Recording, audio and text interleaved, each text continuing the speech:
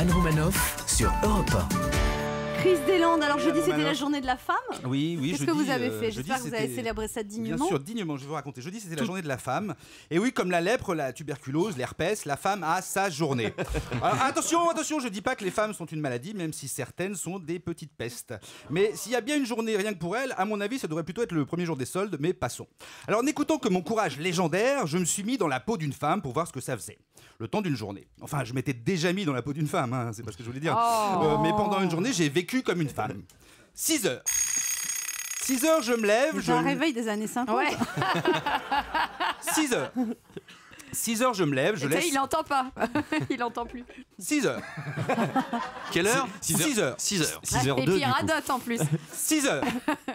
6 heures, je me lève, je laisse mon mari ronfler, il est rentré tard, il a regardé le match avec des copains dans un bar. Si vous avez tout niqué là.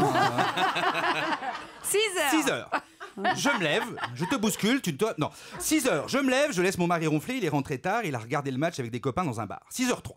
6h03, j'ai préparé le petit déjeuner, lancé une machine, rangé la cuisine et le salon, fait les vitres et je m'apprête à réveiller les enfants. 6h20, je suis douché, broché, maquillé, habillé, déjà fatigué et les enfants ne veulent pas se réveiller.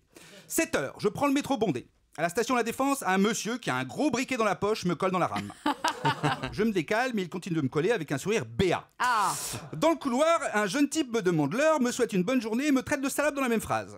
Je baisse les yeux, pourtant j'ai bien fait attention à ne pas m'habiller sexy, j'ai une grosse doudoune, des bottes de moto et un bonnet de l'exploratrice. Mais que voulez-vous, je suis quand même une sacrée bonasse, selon ce jeune homme. 8 heures, je suis au boulot. Seul. Oui, mes collègues masculins ne sont pas encore arrivés, mais ils ont le droit.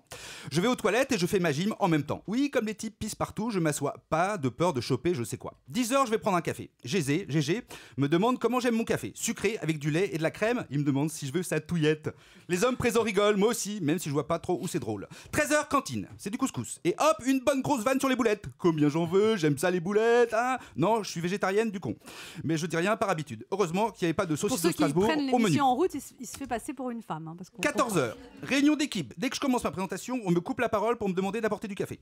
15h30, comme toutes les femmes dans toutes les boîtes, à partir de 15h30 environ, étant payé 25% de moins que mes collègues masculins, je fais du bénévolat.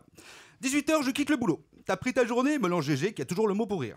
Non, j'ai pas pris ma journée, du con, faut juste que j'emmène la petite chez l'orthodontiste, la moyenne au judo, que je fasse les courses, le dîner, que je surveille les devoirs, le bain, l'époux, que je me batte pour confisquer les tablettes et les téléphones et que je couche tout le monde, que je prenne une douche, que je mette de la crème et une petite musette sexy, puis que j'attende mon mari qui rentre tard parce que lui, il a un vrai travail. 22h, mon mari a dîné, m'a raconté sa journée et commence à m'entreprendre.